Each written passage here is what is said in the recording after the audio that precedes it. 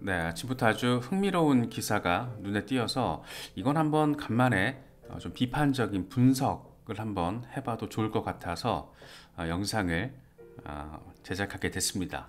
포브스가 아주 호전적인 기사를 썼습니다.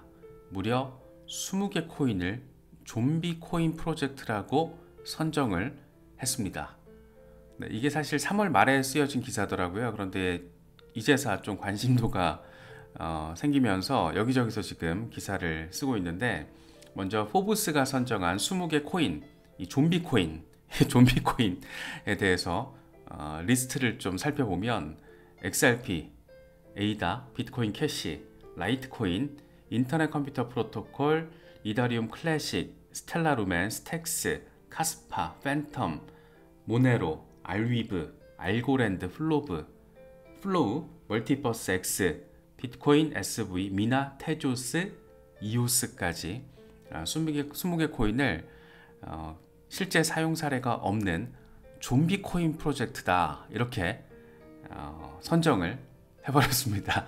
가장 집중적으로 실제 어떤 근거로 제시하면서 설명을 한 것은 리플 XRP였어요. 그래서 되게 재밌게 느껴졌었는데, 특히나 이제 XRP나 에이다, 카르다노 같은 프로젝트들은 커뮤니티의 어떤 충성도, 로열티가 굉장히 높은 프로젝트잖아요. 그래서 이거 찰스 호스킨슨 이거 기사 보고 한마디 했으면 좋겠는데, 네, 아무튼 리플 CEO 브래드 갈링하우스나 한마디가 나올 것 같은데 되게 재밌게 느껴졌습니다. 그래서 기사가 일단 되게 이상해요. 되게 이상하고, 뭐 저도 저널리즘을 공부했고 그 영역에서 오랜 시간 일을 했지만 이상한 기사 정도는 판단할 줄 압니다. 그런데 포브스 기사는 되게 재밌어요. 일단 재밌고, 이게 이 좀비 코인에 투자하는 우리 같은 사람들이 왜 이런 기사가 나왔고 뭐가 문제고 이런 부분에 대해서 조금 분석적으로 파악을 하면 꽤 도움이 될 것 같습니다. 그래서 이번 영상에서는 포브스가 선정한 이 20개 좀비 코인에 대해서 그 근거가 뭐고 문제점이 뭐고 포브스는 왜 이런 이상한 기사를 썼을까에 대해서 우리가 심층적으로 좀 분석을 해보도록 하겠습니다. 먼저 포브스 기사 내용부터 보면, 요약하면 이래요. 이 20개 블록체인은 이 투기성 거래 말고는 활용도가 거의 없는데 얘들 시총 다 합하면 1000억 달러가 넘는다. 이 좀비 체인은 실질적인 목적을 달성하지 못한 채 지속적인 운영이 이루어지고 있고 또 거래도 되고 있다. 이런 점들을 특징으로 꼽을 수 있다, 이렇게 평가를 합니다. 되게 재밌죠? 그러면서 이제 구체적인 신뢰, 이게 왜 좀비인지, 이 좀비 같은 새끼들이 돼버렸는지 이거에 대해서 포브스가 디테일하게 설명을 하는데, 리플 XRP를 사례로 들었습니다. 리플이 매일 5조 달러 규모의 은행 송금을 처리하는 스위프트에 경쟁 상대가 될 거라고 예상하는 사람은 거의 없다. 리플은 주요 임무 달성에 있어서 실패했지만 여전히 수백억 달러 시장 가치로서 암호화폐 시장에서 시총 상위에 랭킹이 되어 있다, 이렇게 평가를 합니다. 완전 좀비라는 거죠. 그러면서 되게 재밌는 비교를 하는데 무려 리플과 엔비디아를 비교합니다. 그래서 리플 원장에서 작년에 거래 수수료 58만 3천 달러가 기록이 됐는데, 이 매출액 대비 주가 비용인 PSR을 따져보니까 6만 1689. 그런데 이게 엔비디아랑 비교를 한 거예요. 엔비디아의 PSR이 37인데 6만 1689면 이 말도 안 되는 숫자 아니냐. 그래서 이건 사실상 좀비다, 좀비 프로젝트다 라고 설명을 합니다. 이 리플 포함해서 뭐 에이다, 스텔라 루멘, 라이트코인 등등 이 20개 프로젝트를 하나하나 따져보면 이제 한 3시간짜리 다큐 영상이 될 거기 때문에 그럴 수도 없고 그럴 필요도 없을 것 같고, 우리가 또 리플에 대해서 조금 아니까 포브스의 기사가 지금 뭐가 잘못되어 있는 건지 그런 것부터 조금 짚어보도록 할까 합니다. 그러면서 포브스가 강조하는 내용이 뭐냐면, XRP는 하루 거래량이 20억 달러 규모인데 투기 목적 이외에는 다른 용도가 없다. 스위프트는 여전히 건재하고 더 나은 해외 송금, 이 스테이블 코인으로도 가능하다, 이렇게 짚고 있어요. 자, 포브스는 이런 말까지 곁들입니다. 디지털 자산 세계에서 좀비 체인은 기존 기업들을 긴장하게 만드는 여러 가지 문제, 이런 걱정하지 않아도 된다. 예를 들어서 재무제표를 요구하는 주주도 없고 규제 당국도 없고 공매도도 상대적으로 쉽기 때문이다. 그렇기 때문에 XRP, 에이다, 라이트코인, 이더리움, 클래식 등 이 20개 코인들은 좀비 코인이다. 이 새끼들 좀비들 주제, 거래량은 엄청 많아. 니들 대체 뭐냐? 이런 얘기를 지금 포브스가 하고 있습니다. 그래서 일단 XRP에 대해서 구체적인 사례를 들었잖아요. 그래서 뭐 실제 사용 사례도 없고 투기적 목적 외에는 다른 용도가 없다. 이렇게 지금 주장을 펼치고 있는데, 그렇기 때문에 XRP는 좀비다 라고 이야기를 하고 있는 건데, 뭐 이런 것들에 대해서 한번 논리적으로 조금 비판을 해보도록 하겠습니다. 먼저 XRP 실제 사용 사례는 굉장히 많죠. 스페인 산탄데르 은행 같은 경우에는 리플 기술력을 사용해서 원페이 FX라는 국제 송금 서비스를 이미 2018년에 출시를 했습니다. 이를 통해서 유럽과 미국, 라틴 아메리카 등 글로벌 실시간 송금을 구현을 했죠. 아마 산탄데르는 지금은 리플 레저에서 독립을 해가지고 독자 블록체인 플랫폼을 가지고 있을 거예요. 그래서 이게 2018년도에 이미 실제 유스 케이스가 이렇게 선명하게 나온 사례도 있고, 뭐 이것뿐만이 아니죠. 한두 개가 아니라서 사실 이것 조금 선정하기도 되게 애매한데, 작년 같은 경우에는 작년 8월인데 아메리칸 익스프레스랑 파트너십을 또 맺었었죠. 리플렛을 통해서 미국과 영국 비즈니스 고객들의 이 송금 서비스를 개선하는 것을 목표로 파트너십이 체결이 됐습니다. 여기서 송금 서비스를 개선한다는 것은 훨씬 더 빠른 송금과 훨씬 저렴한 비용, 블록체인을 활용하기 때문에 송금 과정의 투명성이 증대가 되고, 투명성이 훨씬 더 중요하다. 왜? 비즈니스 고객들이라서 액수가 크기 때문에. 뭐 SBI 리밋이랑 태국 시암 상업은행과의 파트너십, 이건 뭐 되게 잘 알려진 부분이죠. 그래서 SBI 리밋과 SCB 이 두 은행이 리플렛을 활용을 해서 양국 간 송금 서비스를 개시를 한 게 무려 2017년입니다. 그래서 태국에 거주하고 있는 일본 근로자들이 자국으로 송금할 때 더 빠르고 저렴한 송금을 구현을 이미 했다. 진작에 언제? 2017년부터. 그리고 지금도 리플이 아시아 지역과 중동 지역에 굉장히 빠르게 확장을 해 나갈 수 있었던 1등 공신은 SBI죠. 일본의 SBI. 일본의 JP모건으로도 불리는 SBI 회장 아저씨는 이런 얘기를 합니다. 2025년까지 일본의 모든 은행들이 XRP를 활용하게 될 것이다. 백본 기술로서의 어떤 XRP의 리플 레저의 기술력, 뭐 이런 것들을 우리가 염두에 볼 수 있는데, 아무튼 유스 케이스가 없다라는 포브스의 기사는 완전히 개구라, 기레기 기사다, 이렇게 평가를 할 수 있는 거죠. 그럼 궁금한 지점은 이런 거죠. 아니, 왜 이렇게 리플을 포함해서 20개 코인이나 거기다가 시총 상위에 랭킹이 돼 있는 이런 프로젝트들을 좀비 블록체인이다 라고까지 강력하게 공격성 기사를 제시한 걸까? 대체 왜?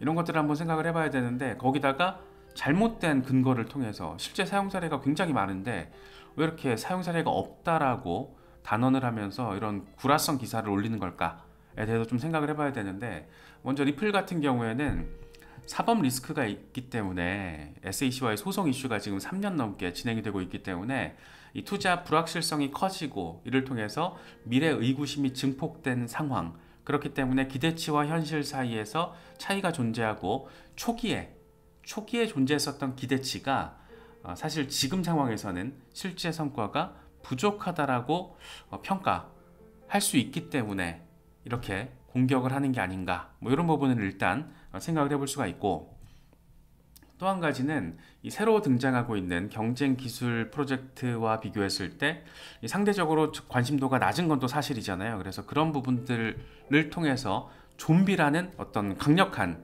어떤 뉘앙스를 가진 공격적인 단어를 씌운 게 아닐까, 뭐 이런 생각도 들더라고요.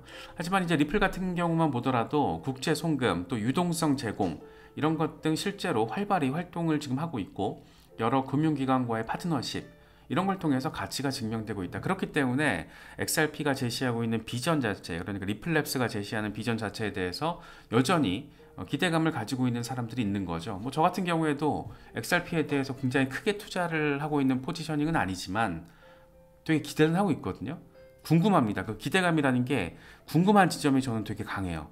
실제 유스 케이스와 관련해서 XRP만한 리플 프로젝트만한 경우가 거의 없는데, 이런 것들, 이런 프로젝트는 소송 리스크가 마무리가 됐을 때 어떤 결과로 이어지게 될까가 저는 되게 궁금해서 XRP를 계속 홀딩하고 있는데, 어쨌든 실제 사용 사례를 보나 글로벌 파트너십 상황을 보나, 특히나 이제 이 포브스 기사를 근거로 놓고 보면 홍콩 통화청은 완전 미친놈들인 거죠. 이런 좀비 프로젝트를 선정을 해서 무려 CBDC 프로젝트를 진행을 했다라는 거. 특히 홍콩 통화청이 리플랩스한테 맡겼던 게 부동산 자산의 NFT화, 이걸 나중에 CBDC로 거래가 가능하게끔 구현하는, 이게 사실 굉장히 큰 이슈거든요. 메타버스 시대와도 연결이 되고 직접적으로는 이 실물자산 토큰화 이슈에 가장 모찌가 큰 부동산 자산을 토큰화 시킨다 라는 의미가 들어가기 때문에 포브스 기사를 근거로 따지면 홍콩 통화청은 완전 미친놈들인 거죠. 그래서 과연 그러면 홍콩 통화청 같은 정부 기관이 미친놈들이냐? 아니라는 거죠. 그래서 포브스의 기사는 앞뒤가 안 맞는 부분이 되게 많고, 사실상 기레기성 기사다라고 평가할 수 있는 여지가 꽤 선명하게 느껴지는 것 같습니다. 되게 재밌는 건 또 리플과 엔비디아를 비교했다라는 거예요. 이게 너무 재밌지 않아요? 지금 지구상에서 2024년에 지구상에서 가장 핫한 기업을 하나 꼽자라면 그 엔비디아일 텐데, 무려 엔비디아와 블록체인 스타트업 기술 기업인 리플을 지금 비교를 했습니다. 이건 좋아야 되나? 예, 좋아야 되나? 모르겠습니다. 아무튼 비교를 했는데, 이게 사실 직접적으로 비교가 안 되는 어떤 소재를 단순 비교를 한 거라서 좀 재밌게 느껴지는 것 같아요. 일단 산업군이 완전 다르죠. 예, 블록체인 기술 기업과 하드웨어 부품 제조 기업인데, 거기다 AI 이슈가 엄청난 트렌드적인 부분을 껴안고 있는, 그래서 수익 구조와 접근 방식 자체가 다르기 때문에 직접적인 비교 자체가 이 맥락을 왜곡할 수가 있습니다. 그렇기 때문에 이런 비교는 말이 안 되는 거죠. 어디 블록체인 스타트업이랑 삼성이랑 비교할 수 없잖아요. 그런데 그걸 비교를 한다? 이 앞뒤가 좀 안 맞는 억지성이라는 게 느껴집니다. 특히나 블록체인 기업과 하드웨어 제조 기업을 비교할 때 PSR만으로 공정한 비교가 가능할 것인가? 불가능하죠, 당연히. 이걸 어떻게 비교 대상도 아닌 걸 지금 비교를 해놓고 비교를 해서 얘네가 좀비다, 엔비디아랑 다르잖아, 뭐 이렇게 얘기한다라는 게 지금 너무 재밌게 느껴지고, 특히나 이제 기술 스타트업 같은 경우에는 초기에 이제 R&D 비용이 매출 대비 훨씬 더 높을 때가 많죠. 그렇기 때문에 PSR이 비정상적인 수준으로 높아 보일 수가 있고, 그런 현실적인 거 다 빼고 아까 어떻게 비교했었죠? 엔비디아의 PSR이 37, 리플의 PSR이 6만, 이런 걸 비교를 하면서 리플 XRP는 그래서 좀비다 라고 얘기하는 것 자체가 좀 이상하게 느껴지는 것은 기분 탓만은 아닌 것 같습니다. 되게 재밌게 좀 느껴졌었는데, 투기 거래가 전부다? 투기적인 목적 외에는 다른 목적이 없다? 이렇게 이제 포브스가 이야기를 하는데, 사실 국제 송금과 유동성 관리 측면에서는 여러 금융기관들, 여러 정부들과 함께 지금 협력을 진행하고 있습니다. 그래서 투기 목적을 넘어선 실질적인 금융 서비스를 제공하고 있는데도 불구하고 이런 거 싹 빼고 투기적인 성격밖에 없다, 그래서 좀비다, 뭐 리플, 에이다, 라이트코인 이런 것들이 좀비다, 좀비 이렇게 얘기를 하고 있다라는 거, 상당히 흥미롭게 느껴지는 겁니다. 특히나 마이너 크립토 미디어가 아니고 포브스에서 이런 걸 얘기를 하니까 더 재밌는 것 같아요. 그래서 우리는 궁금한 거예요. 이렇게 근거도 빈약하거나 왜곡되게끔 이런 이상한 기사를 왜 썼을까? 이게 지금 약간 궁금한 포인트 지점인데, 첫 번째로는 관심을 유도하기 위한 목적에 대해서 우리가 생각을 해볼 수가 있겠죠. 흥미로운 비교를 통해서, 사실 이제 자극적인 관심도죠. 자극적인 관심. 유튜브 썸네일 보면 뭐 저희 채널도 마찬가지고, 유튜브 썸네일은 자극적으로 갈 수밖에 없어요. 이게 가끔 왜 이렇게 자극적으로 썸네일을 만드냐라고 이제 얘기하는 경우가 있잖아요. 그런데 그건 유튜브 생태계를 이해하지 못하기 때문에 그런 말씀하시는 거예요. 썸네일을 자극적으로 가지 않으면 일단 유튜브가 퍼뜨리질 않아요. 예, 선택을 못 받는 컨텐츠가 돼요. 예를 들면 저만 하더라도 제가 자원봉사를 하는 건 아니잖아요. 그런 관점에서 비슷한 어떤 이 제목 장사를 하기 위해서 자극적인 관심을 만들어내기 위해서 이를 통해서 광고 수익을 높이게 되고, 나름의 조금 건전한 부분의 관점에서 바라보자라면 나름의 토론도 유발할 수 있는 거죠. 그래서 오브스가 이렇게 의미 있는 고민까지 하고 이렇게 자극적인 좀비 토큰 기사를 쓰진 않았을 것 같고, 그냥 1차원적으로 클릭 유도를 통한 광고 수익 증대, 뭐 이런 목적이 있을 거라는 점을 우리가 좀 생각을 해볼 수가 있고, 또 다른 조금 이렇게 저널리즘적인 측면에서 바라보자라면, 나름의 좀 분석적인 접근을 위해서 이렇게 기사를 쓰지 않았을까. 리플과 엔비디아의 PSR 비교는 사실 말이 안 돼요. 이걸 일반적으로 대입할 수가 없습니다. 그런데 이렇게 딱 극단적인 비교를 한 거잖아요. 블록체인이라는 굉장히 아직은 신기술, 협소한 산업 사이즈를 가지고 있는 곳에서의 하나의 플레이어, 스타트업 비상장 기업을 지구상에서 지금 제일 따끈따끈한 거대 기업인 엔비디아와 비교를 한다는 거, 이런 극단적인 비교 대조를 통해서 두 회사가 가지고 있는 비즈니스 모델 그리고 시장 가치 이런 것들에 대한 평가를 시도했을 가능성, 예, 뭐 이렇게 약간 사회적인 논의를 확장시키기 위한, 투자자들에게 조금 더 건전한 투자에 대한 고민을 하기 위한 그런 목적을 가진 저널리즘적인 관점에서 접근을 했을 가능성에 대해서는 생각을 해볼 수 있지만, 역시 그럴 가능성은 개인적으로는 낮다라고 생각을 합니다. 고민을 좀 하다가 왜 이렇게까지 기사를 썼을까 좀 생각을 해보면, 역시나 의도적으로 좀 비판적인 기사를 써서 미디어가 가지고 있는 저널리즘의 목표를 달성하기 위한 그런 목적도 있을 수는 있겠다 생각은 할 수는 있는 거죠. 그래서 기존의 긍정적인 평가에 대해서 반론을 제기하면서 이 균형 잡힌 시각을 촉구하는 목적, 이슈에 대해서, 사안에 대해서, 기업에 대해서 균형 잡힌 시각을 가질 수 있게끔 언론의 역할이라는 거, 미디어의 역할, 저널리즘적인 접근을 했을 때는 이런 것들도 이제 꼽을 수는 있거든요. 그런데 과연 포브스가 이런 고차원적인 가치를 염두에 두고 이런 약간 이상한, 정말 조금 직설적으로 얘기하면 쓰레기 같은 기사를 지금 쓴 거고, 국내에서 유행하는 단어를 사용을 하자라면 기레기성 기사를 쓴 건데, 특히 이제 우리나라 같은 경우에는 이 올드미디어가 제시하는 기사에 대한 어떤 관점 자체가 굉장히 비판적이잖아요. 우리나라는 해마다 이제 전 세계에서 국가별 언론 신뢰도 조사를 할 때 보통 46개 나라가 이 리스트가 되거든요. 그 중에서 보통 이제 한 40위 정도예요. 우리나라 밑에 있는 거는 한 3개 나라 정도, 뭐 그리스 뭐 이런 나라들.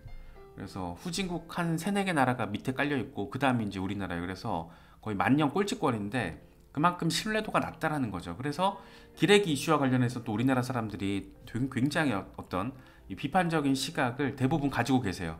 그래서 많은 사람들이 구글링을 하거나 미디어에서 쓴 기사 자체를 정보로서 접근하지 않잖아요. 이 정파적인 어떤 데이터로 바라보고 뭔가 의도성이 가진 정보라고 이제 사람들이 판단을 하게끔 되게 똑똑해졌어요. 전반적으로 이 구글과 유튜브의 힘의 어떤 긍정적인 요인이랄까. 그래서 사람들이 직접 정보를 찾고 정보를 해석하고 그렇게 정보를 소비하는 그런 분들이 굉장히 우리나라에서도 많이 늘었기 때문에 이런 비판적인 시각도가 굉장히 날선 경우가 많거든요. 그래서 그런 측면에서 이 포브스가 모처럼 되게 기레기성 기사로 한국적으로 표현을 하면 그런 내용을 써서 재밌게 느껴져서 다뤄봤습니다. 레거시 영역에서 정보가 됐든 뭐가 됐든 올드한 영역에서 뭔가가 나올 때는 이제 조금 선별해서 정보를 소비해야 되고, 그럴 능력을 이미들 많이들 갖추고 계시고, 그건 이제 유튜브가 사실 큰 역할을 했죠. 전문가들이 예전에는 미디어에서 선택한 어디와 인터뷰를 통해서 말을 할 수 있는 그 창구가 정해져 있었잖아요. 그런데 지금은 전문가들 내지는 준전문가 집단들, 일반인 전문가들, 이런 분들이 직접적으로 전문적인 식견을 공유를 하다 보니까 어떤 정보 소비의 능력 자체가 굉장히 커졌다라고 저는 바라보고 있는데, 그런 측면에서 바라보면 포브스가 이번에 20개 이 좀비 코인, 좀비 토큰으로 선정한 이런 내용은 상당히 기레기적이다.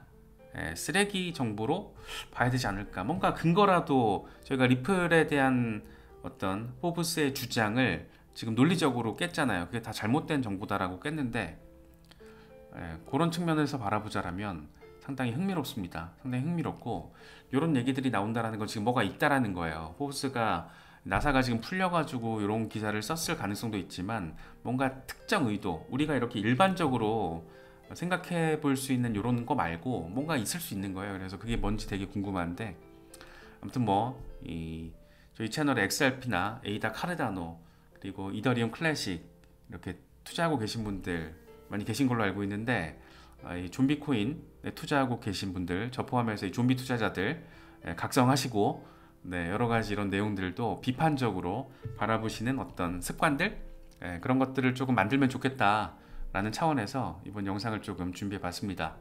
조금 이런 유사한 기사들이 굉장히 많기 때문에, 그러니까 기레기성 기사들이 굉장히 많기 때문에 그런 부분들을 조금 선별해서 바라볼 줄 아는 그런 투자도 꼭 필요하지 않나 생각이 듭니다.